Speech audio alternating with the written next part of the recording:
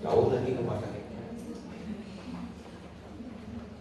Saya mau informasikan sesuai request kalian dan negosiasi yang berhasil kami lakukan, maka untuk SOKA tidak digabung dengan responsi. Oke. Malah responsi farmakologi ditiadakan. Oke. Tapi itu informasi Prof Dini ya. Kayaknya nggak usah responsi deh. Nah, jadi ada bentuk penilaian lain, penugasan kah atau apakah, tolong dikerjakan dengan baik. Tapi jalan kalian sudah dipermudah sama Yang Maha Kuasa ya. Oke, saya berkuasa tapi bukan Maha Kuasa ya. Nah, sedikit ngobrol karena kemarin kami rapat. Tolong diperhatikan lagi izin ya. Adik kelasmu itu ada 2 orang. Ada 2 orang. Udah dibahas. Belum. Ya. Ada yang punya pacar adik kelas? Ada yang pacarnya adik kelas? Ya. Ini ya. Sering absen, tidak kasih kabar, dicari teman, tidak jawab. Ya. Tapi besoknya datang ke kampus kayak gak ada apa-apa aja gitu. Ya, datang gitu. Terus habis itu lusanya gak datang lagi tanpa kabar, dikabarin juga tidak kabarin, dan ditanya kehadirannya sama temannya sendiri nggak jawab. Itu menyulitkan temannya loh. Kelakuan seperti itu tuh bukan menyulitkan dirimu sendiri, tapi kelompokmu. Tutornya jadi bete, nilai satu kelompok jadi jelek. Oke. OSC aja atau responsi aja. Akhirnya jadi kelompoknya absennya berubah, urutannya berubah, dan mengganggu yang lain. Dan membuat pusing pimpinan ya, Bu Dekan dan lain-lain. Panggil orang tuanya, nggak datang orang tuanya. Ya. Bingung ya, menjadi pengelola itu bingung. Saya bersyukurnya di blok 3.3 tidak ada yang seperti itu ya. Ya, izin pakai surat izinnya dosen sendiri, keren kan? Ya. Cakep lah, itu strategi yang bagus. Itu udah auto confirm ya.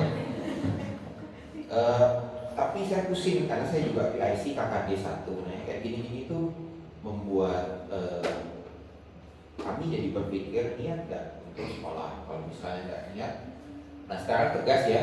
Jadi karena rapat kemarin Bu Dekan dan Bu Wakil Dekan tegas, dulu kita mengampuni kalian. Kalau misalnya kalian ada kesulitan, kita coba untuk negosiasi.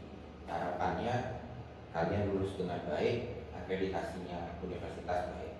Tapi gara-gara kelakuan adik kelasmu, maka kalau mereka nggak niat, tidak keluarin mau perkara akreditasi jelek, itu urusan belakangan. Tapi kita juga nggak mau meluluskan mahasiswa yang nggak oke.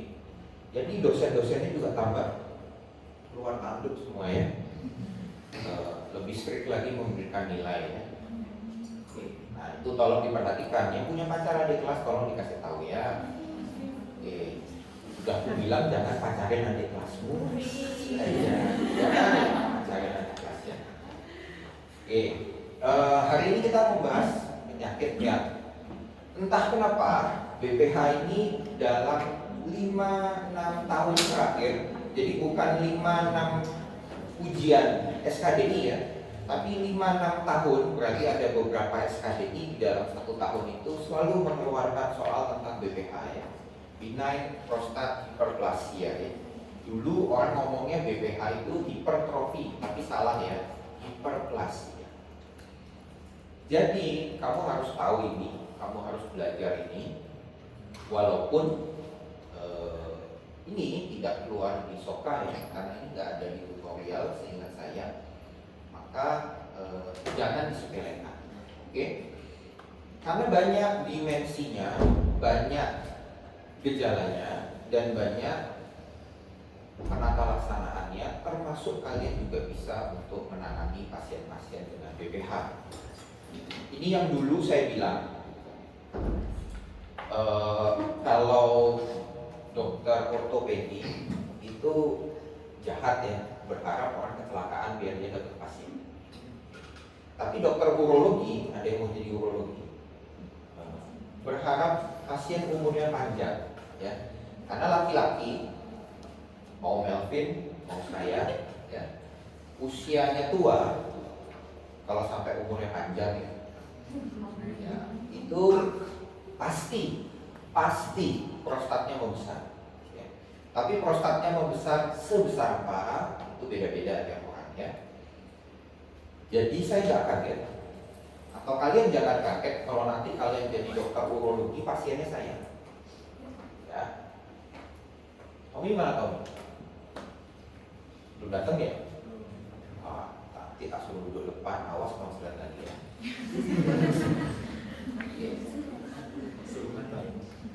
Kok bisa aku ingat dia dan dia nggak datang? Pas.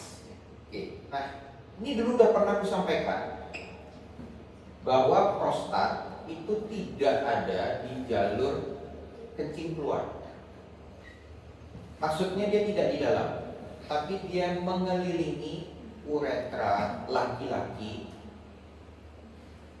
pars prostatica ya. Jadi di sini pars prostatica, di sekitarnya ada kelenjar prostat. Nah, jadi cuma laki-laki yang punya kelenjar prostat. Saya pernah mendapatkan, jadi saya ada pasien yang rekrut perempuan, saya lakukan USG, minta dokter radiologi melakukan USG dan hasilnya kembali dengan bacaan prostat tidak membesar. Pasiennya tanya sama saya, dok, kok saya punya prostat? Ternyata setelah ditelusuri beliau salah template ya.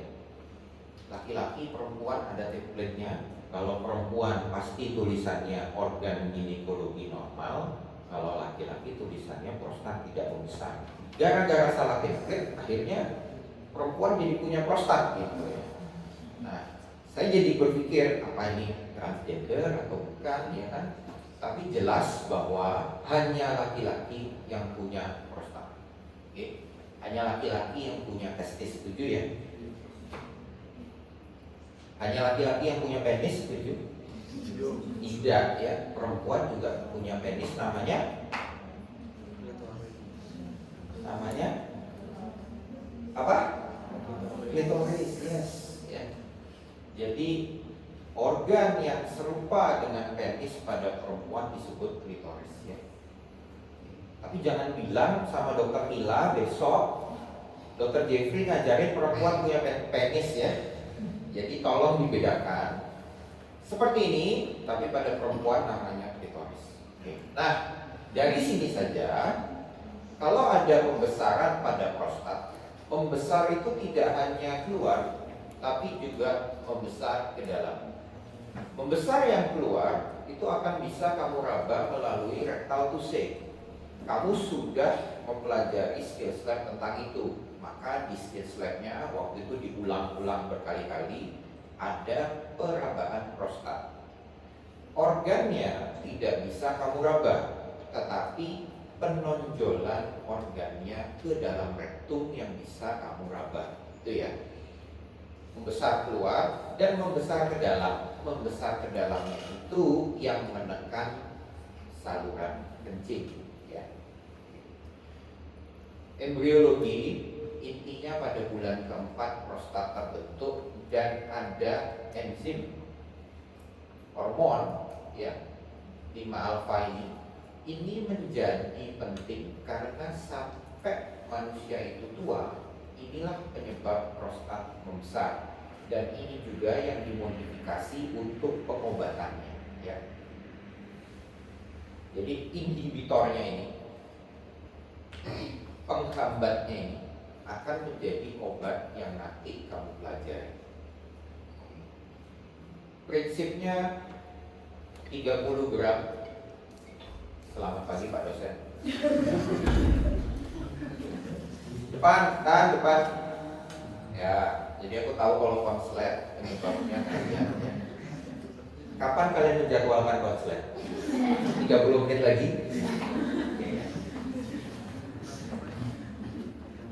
Rata-rata normalnya itu di bawah 30 ya. Ketika normal, kamu sulit meraba lewat rectal tusing ya. Ini volumenya tebal, panjang, lebar, tinggal dikali aja ya. Ini kandung kemih, jadi bukan ini prostat, ini kandung kemih, ini prostat. Prostat bisa membesar sekali sampai menonjol juga ke kandung kemih. Jadi pada saat pemeriksaan kontras dan difoto kelihatan bentuk U terbalik ya. Karena prostatnya membesar membuat penonjolan ke dalam pada kandung kemih. Itu salah satu cara untuk mengetahui pembesaran prostat. Tapi saat ini USG cukup ya untuk mengetahui volume prostat. Ini adalah zona yang harus kalian hafalkan. Saya sering membaca soal dari SKDI tentang zona ini. Kenapa? Karena kalau BPH yang membesar transisionalnya, ya. Yang lain tidak membesar. BPH bukan merupakan kanker. BPH pembesaran yang tidak ganas. Jadi ada 5 zona: sentral, perifer, transisi, periuretra itu di sekitarnya ya. Gambar lebih jelas lagi ini ada ya. Yang membesar adalah zona transisional ya. Dan mendesak zona yang lain ya. Setiap zona ini saya yakin sudah diajari di histologi menghasilkan hormon-hormon tertentu ya. Tapi yang berkaitan dengan BPH itu zona transisional. Jadi ini bladder, ini uretra, BU itu ya. Ketika dia membesar, maka akan terjadi penyempitan daripada uretra.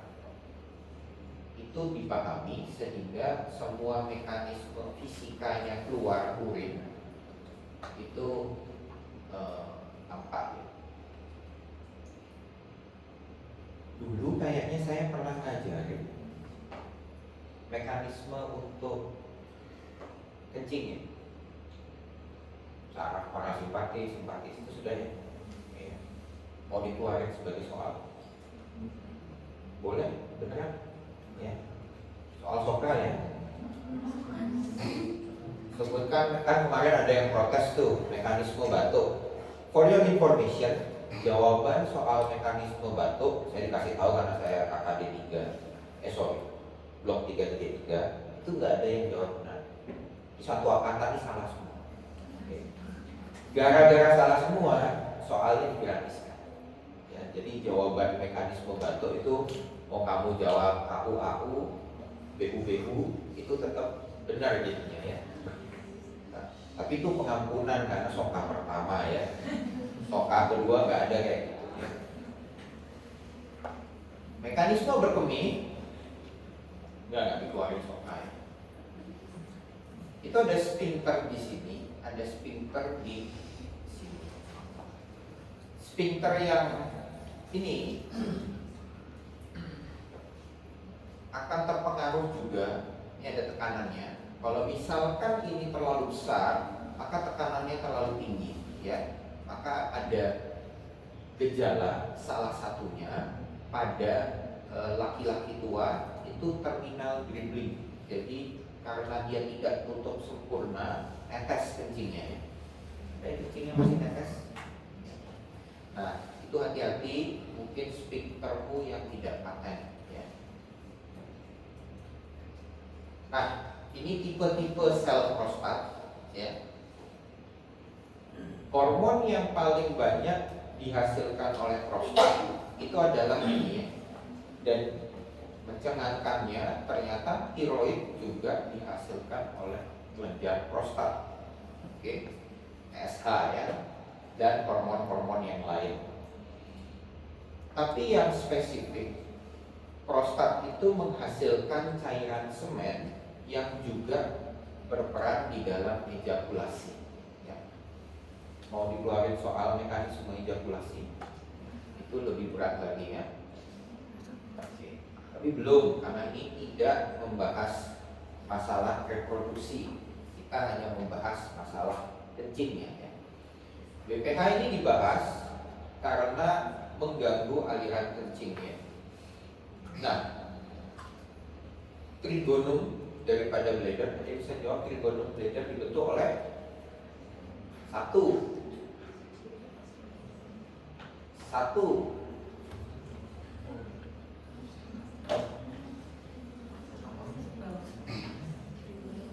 trigonum bladder, trigonum kandung kencing dibentuk oleh apa? Ureter, terus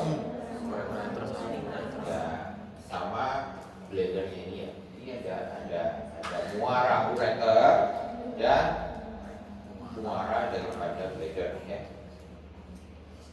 Nah, sekali lagi BPH adalah pembesaran daripada zona transisi. Istilahnya bukan hipertrofi tapi hiperplasia karena jumlah selnya bertambah. Kalau hipertrofi itu seperti bodybuilder, jumlah selnya tetap tapi membesar ukurannya ya. Hiperplasia itu selnya yang bertambah. Oke. Faktor risiko yang sudah diketahui pasti adalah usia. Jadi kalau kamu mendapatkan soal laki-laki usia 20 tahun, pasti bukan BPH ya. Sedangkan laki-laki usia 70 tahun, pikirkan salah satunya adalah BPH. Sedangkan yang lain merupakan faktor risiko yang bisa dikaitkan tapi tidak pasti. Tapi yang pasti adalah usia. Semakin tinggi usianya, semakin berisiko terhadap pembesaran kelenjar prostat ya. Karena proses daripada aging ada peningkatan kadar ini. Jadi obat daripada BPH, kalau kita bicara obat, maka akan menghambat pembentukan ini ya. Teorinya banyak. Jadi intinya adalah ya sama, aksisnya jelas, hipotalamus, pituitari dan ke sini ya. Dari sini akan menghasilkan testosteron. Ini bentuk tidak aktif tapi jadi bentuk aktif yaitu DHT, dehidrotestosteron, dan menghasilkan pembelahan sel daripada prostat, jadi dia lebih banyak. Nah, ini testosteron plasma sebenarnya yang free hanya 2%. Dari 2% itu ada yang ke hepat, ada yang ke prostat. Nah, di prostat ini bentuk aktifnya ya. Ini adalah jalurnya. Sekarang kita ke sini. Gara-gara tadi prostatnya membesar, maka uretra ya, bukan ureter. Uretranya jadi menyempit ya. Jadi dia membesar, menyempit. Kalau dia menyempit, terhambat, nggak bisa keluar ya. Karena dia nggak bisa keluar, ada beberapa gejala yang timbul. Contoh, frekuensi. Dokter, kenapa kok bisa terjadi frekuensi? Frekuensi itu apa? Frekuensi itu kamu kencing terus, sedikit-sedikit kencing, sedikit-sedikit kencing ya. Karena pengosongannya tidak tuntas. Jadi ketika kamu mulai merasa ingin berkemih karena penuh ya, saking susahnya dia keluar 20% saja, maka kamu sudah merasa lega. Tapi dia tertampung lagi oleh ureter dan akhirnya penuh lagi, merasa ingin kencing lagi. Contoh lain, urgensi ya. Gara-gara ini tertutup, kamu nggak tahu kalau kandung kemihmu itu sudah penuh ya. Tahu-tahu kebelah. Urgensi definisinya adalah ketika kamu mau ke toilet, kencingnya sudah keluar, tidak mampu menahan kencing ya. Akibat satu, terlalu penuh, dua, tidak paten sphinkternya karena pembesaran kelenjar prostat. Yang paling sering pada laki-laki adalah ini, hesitansi ya. Jadi kalau kamu lihat laki-laki tua di mall ya, kamu di mall sediakan waktu 10 menit di toilet laki-laki. Yang laki-laki ya, jangan yang cewek ke toilet laki-laki. Terus kamu tungguin orang tua itu kencing ya. Terus kamu lihat ada orang muda juga kencing di sebelahnya. Pasti yang lebih cepat yang laki-laki muda ya dibandingkan yang tua. Walaupun kayaknya yang muda itu kencingnya deras banget, artinya jumlah kencingnya lebih banyak ya. Karena dia perlu tenaga untuk kontraksi. Ini kan sempit nih ya. Jadi ngeden, makanya laki-laki kan sering terus habis kencing gitu ya. Kayak gitu ya. Nah, atau gini deh, kalau kamu udah balik ke negaramu masing-masing, ketemu sama ayahmu sendiri ya, atau ayahmu lah, opamu, ajak dia kencing bareng. Ajak dia kencing bareng. Bener gak nih kata saya ya? Karena dia prostatnya membesar. Kalau udah eyang-eyang, pasti prostatnya membesar, walaupun derajatnya kita nggak tahu ya pembesarannya. Jadi dia pasti ngeden dulu. Ngeden, setelah tekanannya terlampaui, jadi air mengalir dari tekanan tinggi ke tekanan rendah. Karena ini tersumbat, ini tekanannya tinggi, paham ya? Jadi ketika ini tekanannya tinggi, kamu harus membentuk tekanan yang lebih tinggi lagi biar dia mau keluar. Nah, jadi dia ngeden ya. Oke. Terminal dribbling tadi saya sudah jelaskan. Komplikasinya apa? Gara-gara ini menjadi tersumbat, maka ureter tidak lancar mengalirkan urinnya, maka ureternya pun akan ikut melebar, yang disebut hidroureter.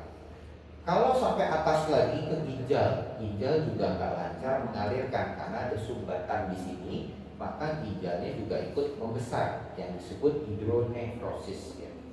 Akhirnya lama-lama gagal ginjal ya. Jadi BPH tidak bisa disepelekan. Ini interupsi ya. Jadi kayaknya sudah benar kencingnya ya, tekanannya udah pas, tiba-tiba tekanannya berkurang mendadak ya. Kemudian malam-malam nokturia namanya ya. Frekuensi beda, frekuensi itu di siang hari, kalau malam namanya nokturia, kencing terus waktu malam ya. Nah ini hesitansi ya. Nah ini tipikal kan, orang tua suka tangannya satu di kloset ya. Nah ini ya posisinya. Nah ini karena mau ngeden dia ya, karena dia mau ngeden ya, akhirnya kencing seperti itu ya. Urgensi, sering ngompol, kelemahan pancaran urin, dan yang terakhir kayaknya sudah lampias, celana dipakai ternyata masih ada sisa urin ya. Jadi semua yang tadi saya sebutkan dibagi menjadi dua. Ini yang sering ditanyakan di ujian, gejala obstruktif dan gejala iritatif.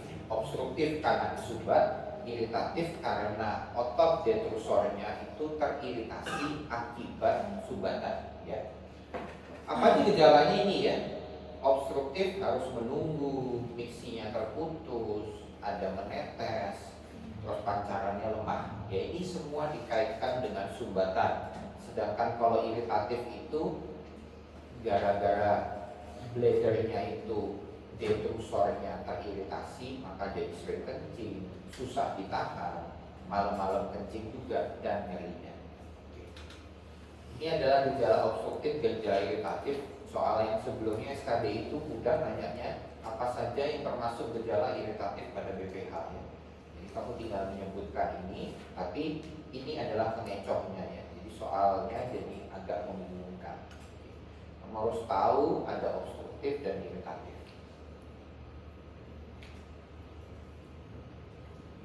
Dulu saya koas, itu ujiannya sama dokter urologi. Dia cuma tanya satu pertanyaan, tapi ujiannya 2 jam. Lutz, lower urinary tract symptom. Ada ini semua yang tadi kita sebutin. Pertanyaannya cuma satu, sebutkan 100 penyebab Lutz. sebutkan 100 penyebab lower urinary tract symptom. Kalau saya jawab cuma 1, maka nilai saya 1. Kalau saya jawab 7, maka nilai saya cuma 7. Kalau saya jawab 80, maka nilai saya 80. Sesimpel itu dokter urologinya ya. Saya gemeteran 2 jam ya. Ditunggu sama dia. Ditunggu, dicatat sama dia. 1 apa D? BPH. Betul. 2 apa D? Kanker prostat. Betul. 3 apa D? ISK. Betul. Nah, terus ditunggu sampai saya bingung ya. Saya cuma berhasil menyebutkan 76, 77 penyebab plus ya. Oke. Artinya apa? Banyak sekali penyakitnya ya.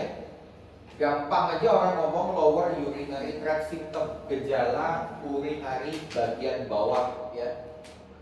Bahkan termasuk infeksi menular seksual, trauma itu juga masuk ya. Kelus ya.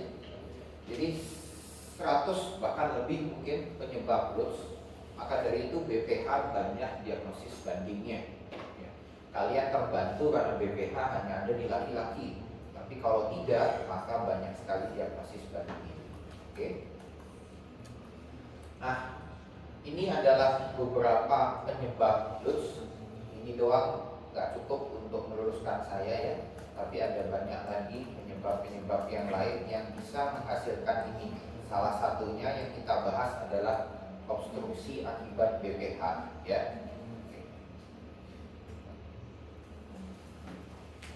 Jadi pasien laki-laki usia tua datang dengan keluhan salah satu dari lus tadi. Bisa dia, dok saya kencing tiap malam 10 kali. Bisa dok, kok saya rasa pancaran saya urinnya lemah. Tidak mesti satu gejala yang pasti. Kemarin enak ya kalian KKD, skills lab, nyeri ulu hati, ya kan? Gejalanya khas, pemeriksaannya khas, dan juga diagnosisnya jelas. Tapi BPH pasiennya bisa macam-macam. Kadang-kadang cuma ngomong saya harus ngeden waktu kencing dok. Kamu yang harus menggali sendiri lus yang lain. Jadi dalam Secret 7 anamnesismu ada yang nomor 7 yaitu keluhan lain. Keluhan lainnya itu yang kamu explore pada saat post-C BPH. Jangan terlalu lama pada satu ini tips aja ya waktu OSCE ya. Kalau soal BPH ini adalah soal yang paling sulit menurut saya. Kalau misalkan BPH, dok saya susah kencing. Susah kencingnya gimana Pak? Berapa kali susah kencingnya? Gak semua pertanyaan itu ada jawabannya. Tapi kalau untuk menggali BPH, kamu harus tanya masing-masing daripada keluhan yang lain. Selain itu, ada apa lagi Pak? Waktu kencing lampias nggak? Ngeden nggak? Sakit nggak? Nah, itu kan keluhan-keluhan yang bercabang-cabangnya.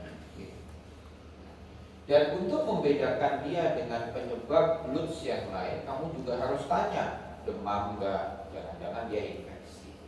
Keluar darah nggak kencingnya? Ada riwayat trauma nggak? Dan riwayat yang pasti harus kalian tanyakan bagaimana fungsi seksualnya. Walaupun usia 80 tahun itu jarang ditanyakan. Dan konsumsi obat ya. Ada riwayat pengobatan nggak yang bikin BPH ya? Atau susah kencing ya, oke. Atau pemasangan atau misalkan penggunaan obat-obat tertentu itu juga bisa menyebabkan batu ya, menyebabkan keluhan-keluhan lain yang juga berhubungan dengan BPH. BPH susah dibedakan dengan batu kandung kemih ya, baru bisa kelihatan dari pemeriksaan penunjang.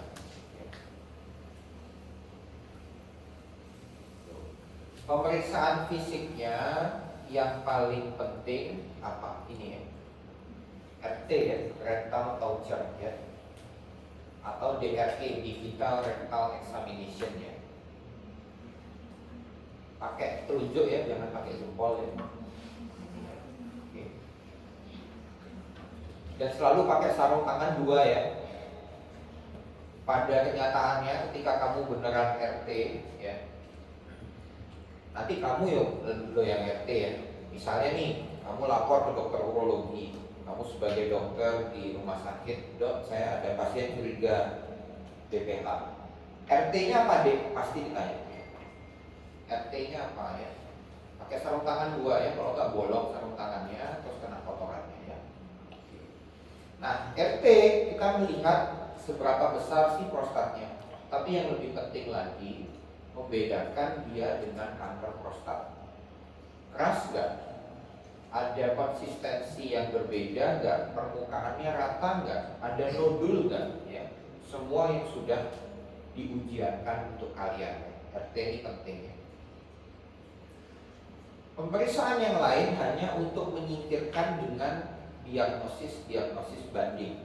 Tapi untuk menegakkan diagnosis secara klinis, kalau kamu tidak punya penunjang lain, maka RT adalah pemeriksaan yang paling bisa diandalkan ya. Konsistensi nodul permukaan, tonus sphincter ani jangan lupa dicek ya, apakah dia simetris atau tidak, dan yang paling penting batas atas bisa diraba atau tidak, karena itu menentukan perkiraan volume ya. Nah, ini perkiraan volume berdasarkan RT. Batas atas mudah diraba, susah diraba, sampai sangat besar itu kira-kira sisa volume urin perkiraannya ya. Karena penonjolan ke rektum juga sama dengan penonjolan ke depan. Nah, ini adalah derajat penonjolan. Penonjolan yang saya bilang tadi ada yang ke rektum, penonjolan juga ada yang ke vesika, ke dalam kandung kemih ya. Kalau sampai dia derajat 3 itu sampai ke muara ureter ya. Kalau derajat 4 sampai lewat muara ureternya, maka ureternya menjadi hidroureter ya, melebar ya. Ini dihafalkan. Ini adalah skor yang dipakai untuk menentukan terapi atau keberhasilan terapi ya. Namanya International Prostate Symptom Score ya, IPSS ya. IPSS ini cuma ada 3 kelompok, ringan, sedang, berat ya. Ringan tidak perlu diapa-apakan, sedang bisa diobati, berat harus operasi ya. Dan ini cuma bertanya ke pasien. Jadi ini tidak perlu pemeriksaan penunjang. IPSS ini dulu kita diminta untuk minimal waktu stase bedah mewawancara 10 pasien. Jadi 10 pasien kita ukur IPSS-nya ya. Nah, ini adalah pertanyaan-pertanyaannya yang berhubungan dengan LUNS tadi. Simptom tadi, seberapa sering pancaran kencing Anda lemah, berapa Anda harus mengedan ya. Kemudian bangun tengah malam. Terakhir adalah kualitas hidup ya. Jadi ada 7 pertanyaan soal SKD-IMU itu. IPSS itu ada berapa komponen pertanyaan? Ada 7 pertanyaan gejala dan 1 pertanyaan kualitas hidup ya. Dan kalau nanti IPSS-nya 20 misalnya, apakah terapi yang pas buat pasien ini? Nah, itu biasa pertanyaannya ya. Maka ini harus dihafalkan ya. Pemeriksaan penunjang BPH itu banyak ya. Apa aja bisa dilakukan. Tapi kalau misalkan kita lihat CT scan, maka berlebihan dan tidak semua fasilitas kesehatan punya CT scan. Yang paling bagus adalah ini ya.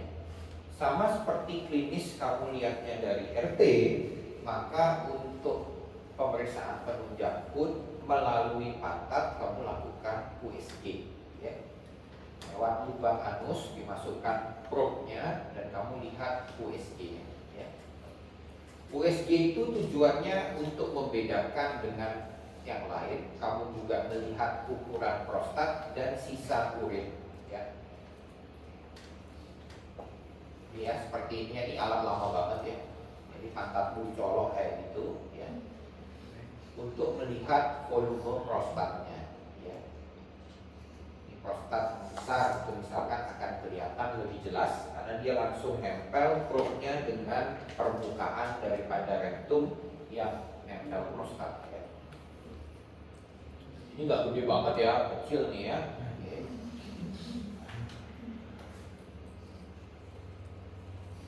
Untuk perempuan juga ada seperti ini ya.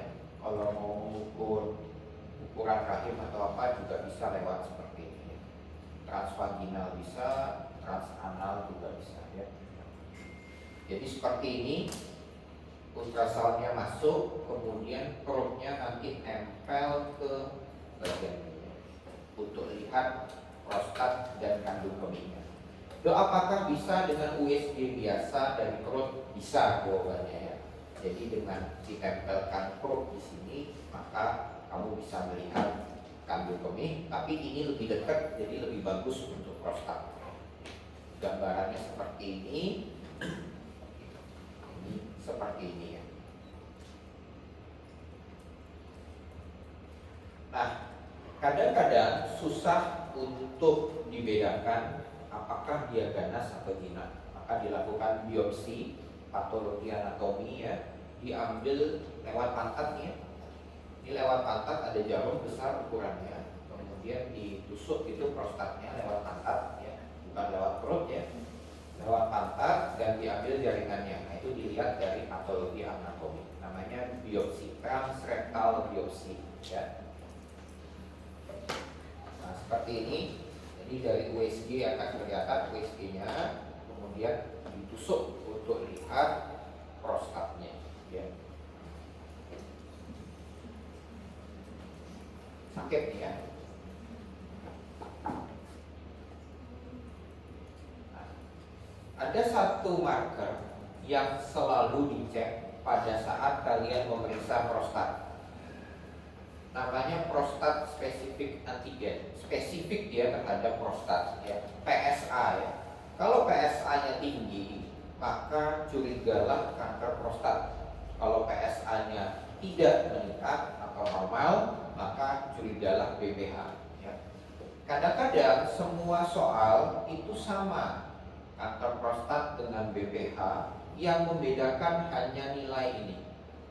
Gejalanya sama, usianya sama, sama-sama tua, laki-laki juga ya. Tidak selalu pasien datang di tulisan soalnya buang air berdarah, tidak ya. Kadang-kadang dibuat sama, hanya PSA-nya saja yang dibedakan. Oke. Nah, kalau kadar PSA-nya tinggi, maka kamu harus curiga dia adalah keganasan daripada prostat. Ini adalah nilai normalnya sampai 4. Tapi kalau dia di atas 100, maka dia sudah pasti, hampir pasti merupakan keganasan prostat. Uniknya, bicara sedikit tentang kanker prostat. Kanker prostat itu penyebarannya lewat tulang belakang ya. Dan tulang belakangnya tidak menjadi keropos, tulang belakangnya malah menjadi tebal ya. Jadi kalau di ronsen dia tidak semakin mengampur, tapi semakin di ronsen dia akan semakin tebal, tambah putih ya. Itu adalah ciri khas daripada prostat ya. Kenapa? Karena ada mobilisasi kalsium ke dalam tulang, tapi bukan kalsium yang sehat. Jadi tulangnya pun akan menimbulkan gejala-gejala nyeri ya. Ini adalah kadar prostat normal, PSA normal ya, pada rentang usia kalau kalian mau mempelajari, tapi pakai aja angka 4 dan angka ini ya. Komplikasinya apa? Karena ini tersumbat maka terjadi hidroureter. Hidroureter jadi hidronekrosis dan terakhir gagal ginjal ya. Soal-soalmu termasuk soal SOKA itu sampai komplikasi. Jadi diperhatikan kalau dokter gila ngajar atau dokter yang lain ngajar, kalau bicara komplikasi jangan dilupakan ya. Kemarin kelompok saya tuh Kevin minta soalnya hepatitis. Lebih pede katanya hepatitis. Nah, komplikasi di luar apa? Jangan lupa bahwa yang punya BPH itu ngeden. Waktu mau kencing susah. Jadi akhirnya dia ngeden. Akibat ngeden, maka ada 3 penyakit yang saya bilang kemarin. Gara-gara ngeden timbullah ambeien. Ya. Gara-gara ngeden timbullah hernia. Ya. Oke. Tiga-tiganya dibahas terpisah, tapi ini adalah penyakit laki-laki tua. Ya. Ada ambeien, ada hernia, dan ada pembesaran prostat. Penata laksanaannya sesuai dengan IPSS score tadi, ya. Ini adalah cara-cara operasi, ya.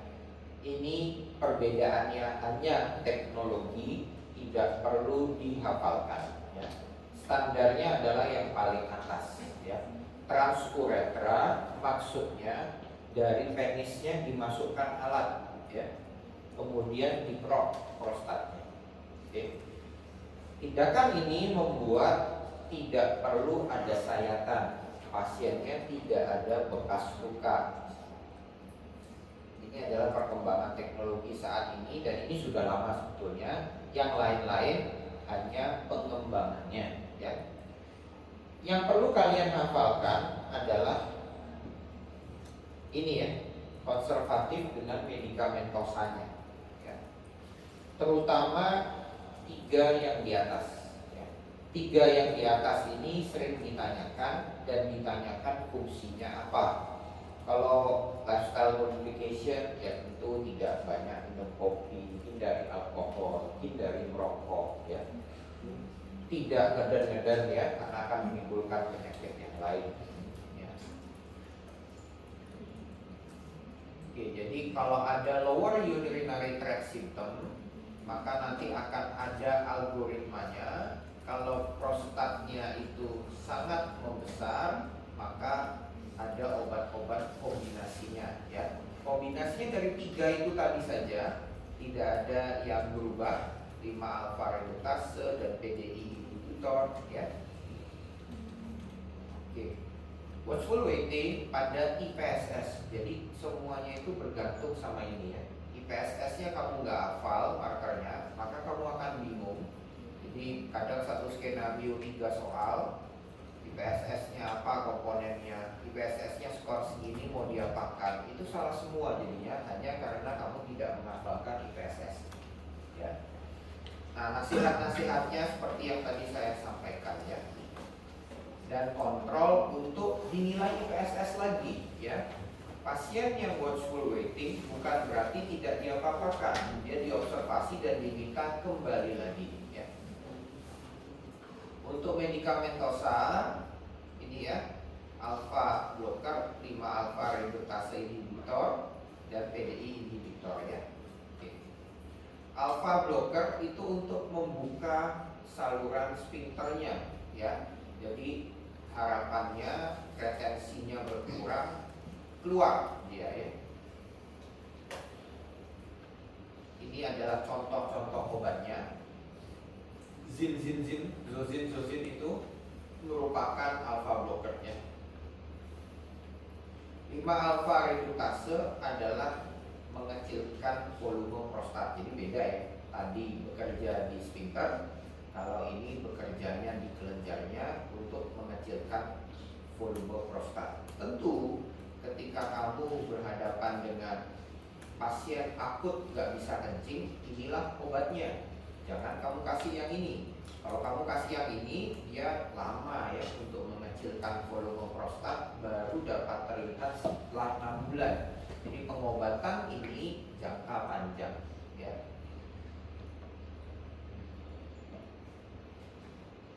Efek sampingnya, ini paling sering ditanyakan adalah disfungsi ereksi dan penurunan libido. Tadi testosteron berperan dalam pembesaran prostat. Karena dia dihambat, maka laki-laki berkurang testosteronnya. Itu logika aja, ya. Harapannya prostatnya berkurang ukurannya, tetapi semua organ yang terpengaruh oleh testosteron terpengaruh juga, maka terjadi disfungsi ereksi dan penurunan libido, ya. Ada pasien yang tidak mau sama sekali minum obat ini karena terjadi ini, ya. Tapi pada pasien usia 70 tahun, 80 tahun bisa kalian edukasi untuk menggunakan ini karena bermanfaat ya, dibandingkan operasi ya.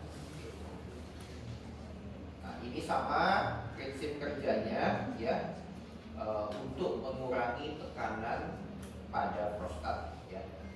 Bisa dikombinasi, tetapi dilihat satu jangka panjang ini terapi akutnya ya. Yang lain-lain pembedahan ya. Pembedahannya seperti ini ya. Kalau prostat itu pakai dimasukin kamera lewat penis ya, kemudian di crop ya. Indikasinya apa ya? Gagal dengan terapi konservatif ya. Ini adalah standar TURP, transuretal resection of prostate ya. Ini pada volume segini ya. Tadi saya bilang kalau di bawah 30 kita masih bisa menunggu, tapi di volume segini ini pilihannya. Di atas volume 80 tidak boleh dilakukan TURP ya. Karena nanti TURP itu sambil dikerok, pasiennya disiram. Pasiennya disiram melalui penis sehingga terjadi dilusi pembuluh darah. Akhirnya elektrolitnya berkurang, hiponatremi dia ya. Jadi operasi ini hanya boleh sejam. Kalau operasinya lebih daripada sejam, maka pasien bisa terjadi hiponatremi, jadi tidak sadar. Pasiennya jadi bingung ya, otaknya bengkak ya. Karena itu maksimal 80 mili. Kalau dia 100 mili, asumsinya kamu melakukan ini lama. Kalau dia lama, maka resikonya meningkat ya. Seperti ini ya, di crop gitu ya. Ini prostat yang membesar ke dalam lumen uretra, dia di crop ya. Open prostat, pembedahan terbuka adalah jalan terakhir kalau dia volumenya di atas 80 ya.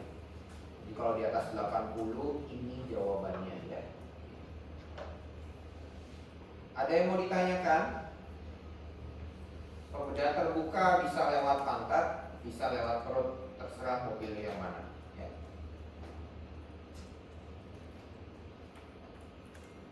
Kadang-kadang kalau misalnya pasien belum mau operasi, pasien diajarin caranya pakai kateter sendiri. Saya nggak mau operasi dok, tapi saya nggak bisa kencing ya. Dibawain aja kateternya pulang, tapi diajarin bagaimana cara memasang kateter mandiri. Jadi dia masukin sendiri, keluarin kencingnya, dilepas lagi gitu ya. Ada pasien yang memilih jalan seperti ini karena nggak mau operasi ya. Namanya CIC ya, clean ya. Kamu masang kateter nggak boleh clean ya, steril ya. Tapi kalau di rumah kita nggak bisa memastikan pasiennya steril, dan dia akan melakukan ini setiap kali kencing. Sehari bisa 10 kali ya. Maka namanya clean intermittent catheterization ya. Kamu juga harus bisa mengajarkan pasienmu caranya. Dengan jelly sama prosedurnya, tapi posisinya berubah. Kalau posisinya kamu sebagai pelaku ada di bagian bawah, sedangkan pasien dari atas ya, perspektifnya aja berubah ya. Kalau benar-benar emergensi, benar-benar tersumbat, kondisi pasien masih belum bagus, tapi pasien sudah kesakitan, ya belum bisa operasi prostatnya, maka kita buatkan jalur lain untuk kencingnya, ditusuk, ya, kandung kemihnya ditusuk dari perut, dikeluarkan urinnya melalui perut, ya. Oke. Namanya sistostomi, ya, membuat lubang pada kandung kemih. Nah, ada lagi pasien, dok, saya nggak mau pasang kateter sendiri, tapi saya nggak mau operasi ya. Kita punya kateter silikon yang bertahan 1 bulan sampai 3 bulan. Jadi pasiennya datang ke rumah sakit untuk pasang ini, nanti 2 sampai 3 bulan dia balik lagi ganti kateternya ya. Jadi, ini adalah pilihan-pilihan untuk pasien yang kamu harus tahu ya. Tidak dapat atau tidak mau menjalani operasi. Pencegahan berhubungan dengan faktor resiko yang tadi, tapi yang paling penting faktor resiko jelas usia ya, dan jenis kelaminnya. Ada yang mau ditanyakan?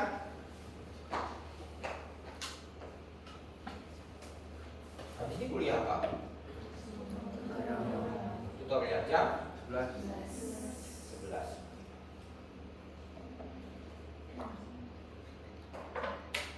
Ada masukan buat tutorial?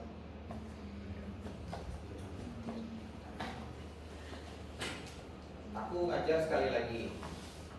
Jadi kalau kalian ada masukan, kan ternyata ada modifikasinya kan, responsi ternyata nggak jadi gitu kan. Ngomong sekarang ya, kalau nggak nanti terlambat ya. Apa ada yang mau dimodifikasi? Kenapa?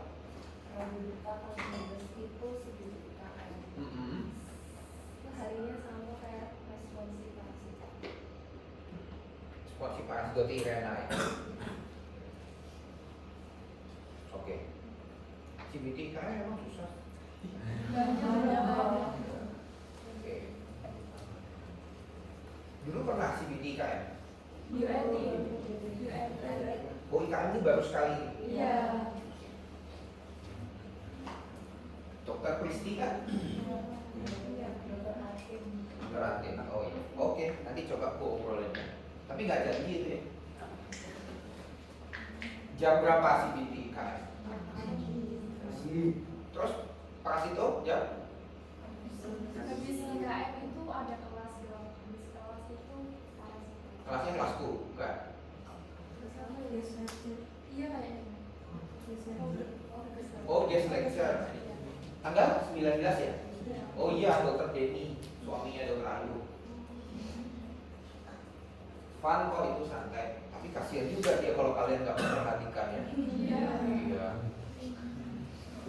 Iya, kalian kan tendensinya gitu. Kalau mau ujian mau ngomong. Nggak ada perhatiannya sama sekali. Ya.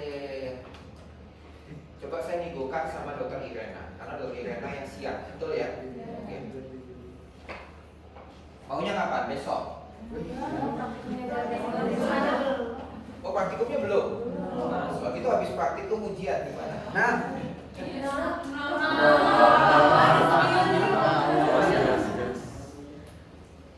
Yang mikro sudah? Tapi sudah responsi? Susah? Enggak kan? Wah, udah geleng-geleng gak susah ya. Ya, coba saya usulkan ya. Oke. Terakhir tentang ini ya. Semua penyakit yang berhubungan dengan skrotum akut ya. Apa sih skrotum akut? Hari ini kita bahas laki-laki dulu ya. Jadi ketika ada seluruh kondisi yang menyebabkan emergensi pada skrotum sampai membuat dia beresiko fungsinya hilang. Ini fungsinya untuk organ reproduksi, punya anak ya. Kalau misalnya kamu ketendang pada skrotumnya, jangan dianggap remeh ya. Dan kamu jangan meniru pada perempuan, jangan meniru film action menendang laki-laki pada skrotumnya ya. Percayalah itu efektif. 100% efektif ya. Tidak mungkin laki-laki tidak menunduk kalau ditendang ini ya. Ditendang laki-lakinya terus malah gini ya. Kalau sampai begitu datang ke saya kasih uang ya. Pasti menunduk dan pasti kesakitannya. Tapi jangan dilakukan karena banyak sekali kasus-kasus pasien nggak sadar.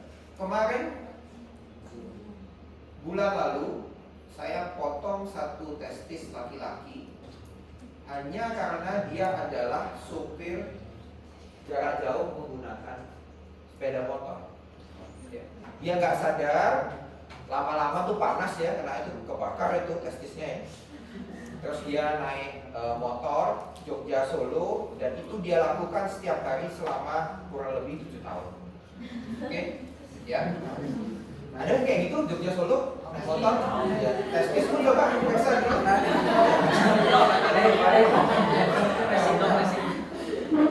Nah, dia merasa nggak nyaman, ya. Dia merasa nggak nyaman, tapi dia nggak bisa periksa karena ternyata yang di belakang kulitnya berubah warnanya ya, kebiruan kehitamannya di belakang. Jadi kalau testisnya dibalik gitu ya, kalau dia posisi ngangkang baru kelihatan. Artinya orang lain yang ngeliatin nih.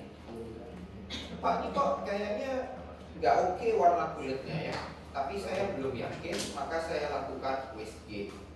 Ternyata dari hasil USG pembuluh darahnya terganggu. Ya. Dan akhirnya pada saat operasi satu testisnya hitam, ya. Dan akhirnya harus diangkat testisnya. Apakah pasien masih bisa punya anak? Jelas bisa. Ya. Tapi apakah saya bisa mempertahankan yang satu lagi? Belum tentu. Kalau 7 tahun lagi dia masih menjalankan aktivitas yang sama. Ya.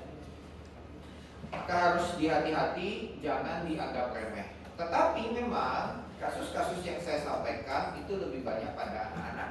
Karena anak-anak paling sering mainnya ngawur, nendang, nggak sengaja jatuh, ya. Paling sering pada laki-laki prepubertas, ya. Ada yang belum puber. Ya. Kalau Anda belum puber, maka Anda punya resiko untuk terjadi akut scrotal pain, ya, nyeri skrotal akut. Nah, ini adalah tanda yang jelas beda dengan BPH tadi yang banyak sekali gejalanya. Kalau laki-laki dengan akut skrotal pasti nyeri, ya. Nyeri pada testis, kadang-kadang keduanya, tapi sering dibedakan testis kanan atau testis kiri, ya. Ini anatomi sedikit, ya. Ketika ini trauma, ini mungkin selamat, ya. Tapi kalau saddle injury atau injury pada bagian selangkangan, mungkin kedua-duanya menjadi luka, ya. Ada banyak sebenarnya pelapisnya, pelindungnya itu banyak banget. Maka dari itu kamu pakai celana longgar, celana ketat, itu tetap terlindungi, ya. Ini lapisan-lapisan yang sudah saya bahas pada saat anatomi. Nah, ini juga bisa kamu hafalkan, ya. Nah, apa saja yang perlu diperhatikan penyakit-penyakit dari akut skrotal ini dia, ya. Tapi yang kita mau bahas terutama adalah torsio, ya.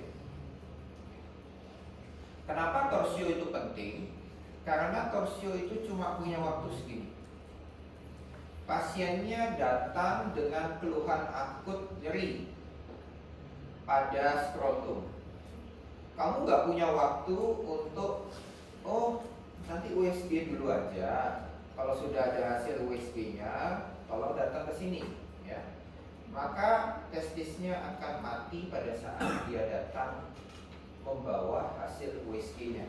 Dan dokter radiologinya akan bilang bodoh di dokter bedahnya atau dokter anaknya, karena membiarkan pasiennya tersiksa selama jam ini, dan kalau lewat rugi pasti diambil testisnya, ya. Jadi diagnosis testicular torsion merupakan diagnosis klinis. Kamu nggak salah kalau kamu lapor ke dokter spesialis bahwa terjadi testicular torsion. Tanggung jawabnya sudah pindah ke dokter tersebut. Jadi dokter tersebut yang menentukan mau USG kah, mau dia datang, mau langsung operasi, mau dia salah diagnosis akhirnya kamu dimarah, itu tidak masalah, asalkan kamu mengidentifikasi ini, ya. Seperti ini ya gambarannya, ya. Jadi dia terpuntir testis, ya. Testis itu seperti lonceng, ya. Jadi ada kabelnya. Kabelnya adalah pembuluh darah. Dan dia ada bandulnya, ya. Karena itu dia apa bahasanya gondal gandul, ya. Gondal gandul. Apalagi kalau hangat dia akan lebih panjang kabelnya. Sedangkan kalau pada suhu dingin dia akan tertarik ke atas, ya. Karena dia tidak ada fiksasinya, maka ini gampang sekali terpuntir, ya. Ketendang dia bisa terpuntir, ya. Jadi saya tidak bicara kalau Anda menendang ini maka ini pecah, ya, atau atau Anda injak ini itu pecah, itu kasus yang berbeda. Tapi Anda dengan tendang sedikit saja ini bisa berputar dan akhirnya terjadi jeratan seperti ini ya. Terpilin ya. Oke. Tetapi pilinnya kamu nggak tahu arahnya kemana. Maka dari itu kamu nggak bisa membedakan kemana kamu harus mengembalikan posisinya. Jadi harus eksplorasi ya. Setelah dibuka baru kelihatan. Kalau enggak kamu akan membuat tambah mati lagi ya. Kamu putar, kayaknya mutarnya ke sini deh. Terus kamu putar ya. Pasiennya tambah kesakitan, testisnya mati ya. Kalau pada kasus seperti ini sudah tidak ada pilihan lain selain dipotong. Ini ya potongnya. Dan testisnya diangkat ya. Oke.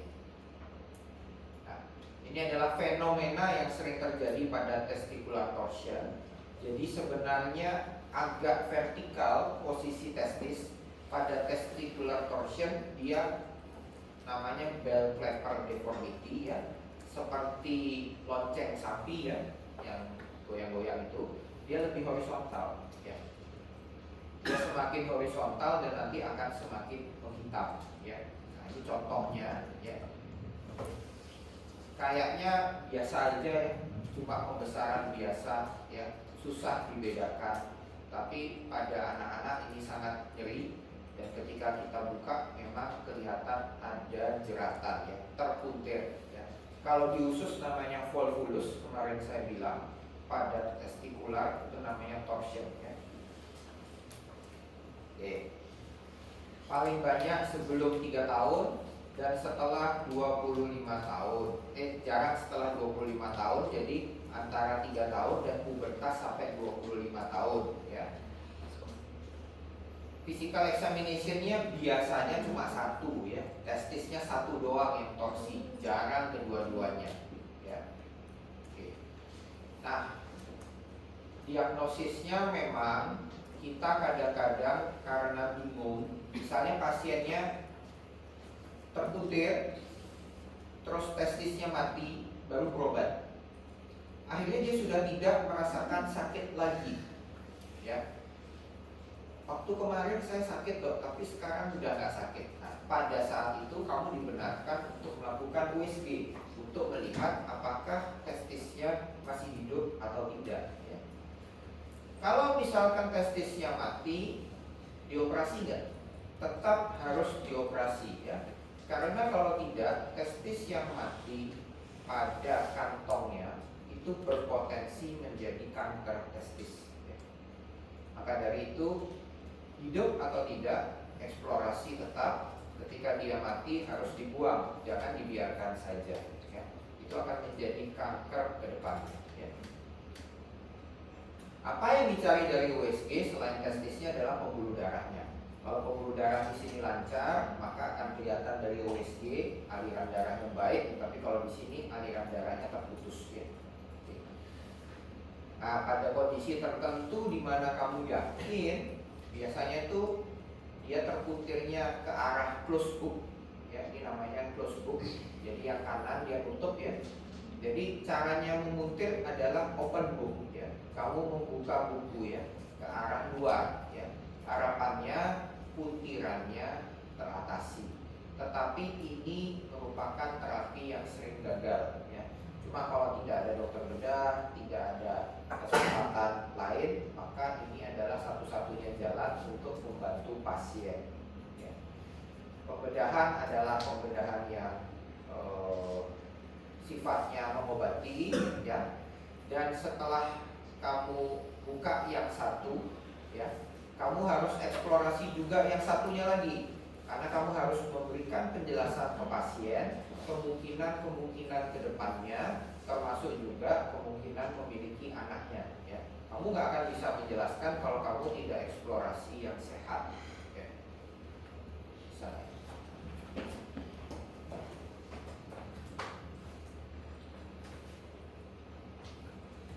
Dari India ya. Nah, seperti itu ya. Testisnya langsung ditusuk gitu aja. Ada yang mau? Tuh, testisnya dibuka gitu ya. Seru nih.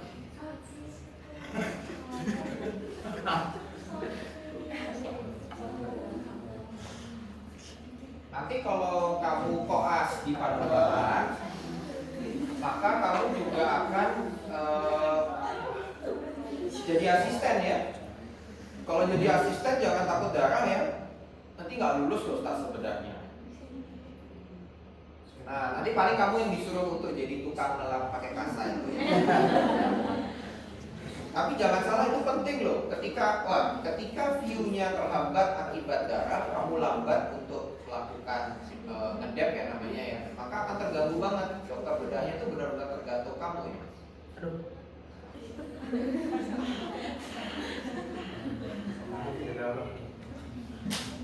Kalau di daerah, kadang-kadang prosedur ini dilakukan dengan lokal anestesi ya. Ini kan dibius total nih ya. Tuh, kelihatan udah hitam tuh ya warnanya ya.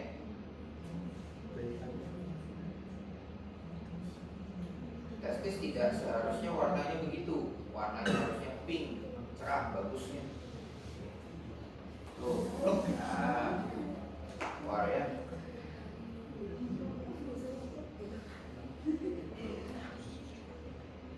Bayinya keluar ya.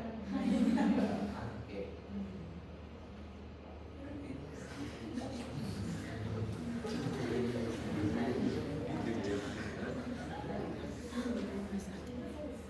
Tuh, dipotong ya.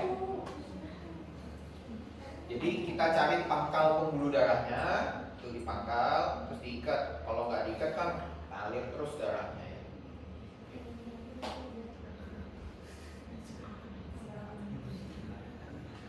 Seru kan?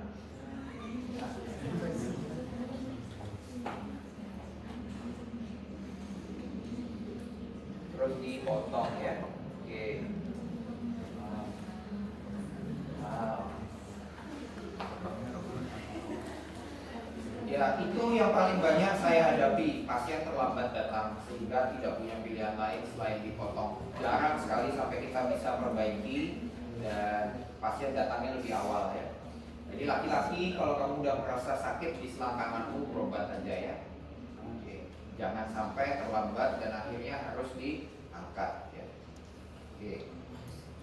Ini juga bisa terjadi pada saat kemarin di rumah sakit kami, bayi baru lahir sudah mengalami testicular torsion ya.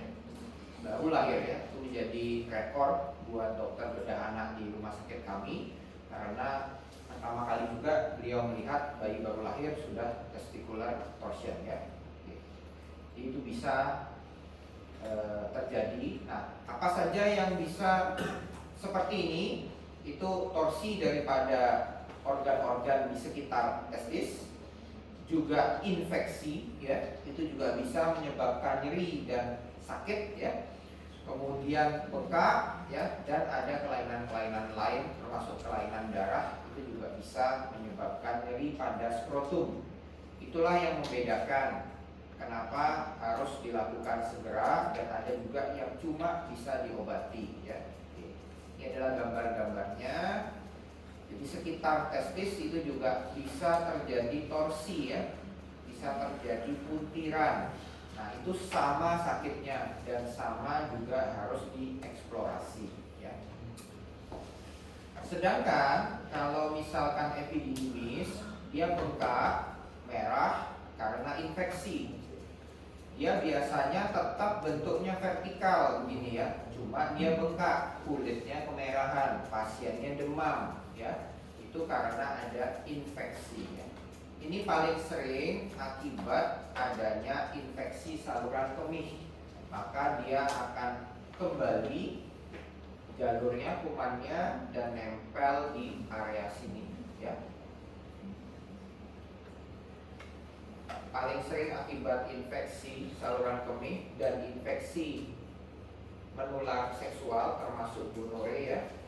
Obatnya hanya antibiotik, tidak perlu operasi ya. ASP tidak kita bahas pada hari ini. ASP itu adalah kelainan darah di mana terjadi vaskulitis ya, dan vaskulitisnya juga ada di testis.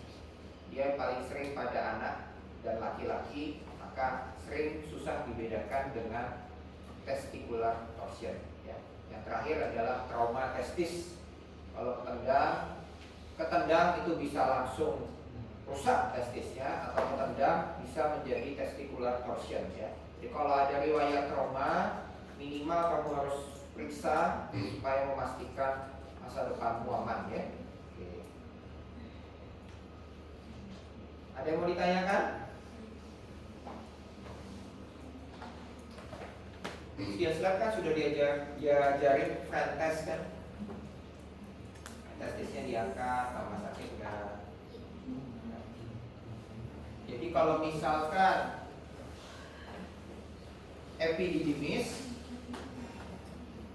testisnya diangkat, dia tidak tambah sakit. Sedangkan kalau testis torsion diangkat, dia akan tambah sakit ya. Itu tandanya bedanya. Walaupun itu bukan tanda pasti ya, tetap kamu harus melihat klinis-klinis yang lain. Ada yang mau ditanyakan sebelum kalian istirahat?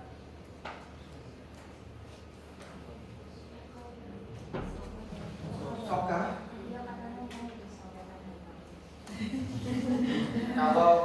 Kalau saya membandingkan soka yang sebelumnya, kayaknya soka sudah tidak perlu briefing lagi ya Pak. Ya, kan sokanya begitu aja udah kalian alami kan. Yang pasti tutormu itu kemungkinan pengujimu. Oke.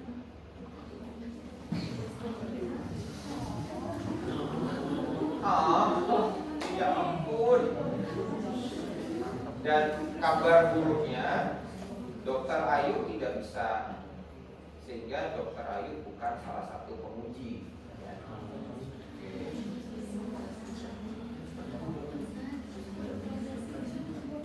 Tidak ada perbedaan antara mekanisme soka yang 3.2 infonya dengan mekanisme soka yang 3.3.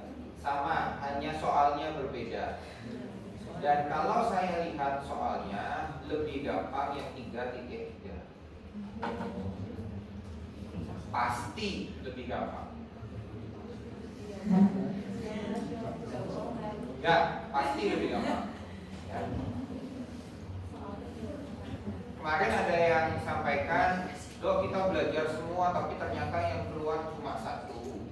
Bocorannya satu angkatan sama soalnya. Ya. Jadi tidak mungkin soal si A dan soal si B beda. Oke. Itu doang yang bisa aku sampaikan. Yang mana tuh? Yang mana Loh, tuh? kasusnya kan gini, kamu tutorial 8 kali. 8 kali, kasusnya cuma ada 4. Satu kasus di 2 kali kan tutorial, gitu kan? Apa aja soalnya? 1, 2, 3, 4, 5, 6. Iya, antara itu aja. Kevin ditanya hepatitis kemarin.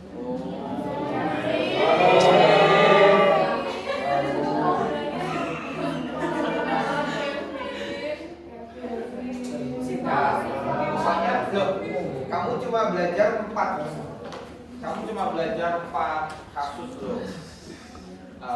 Udah kok, ya.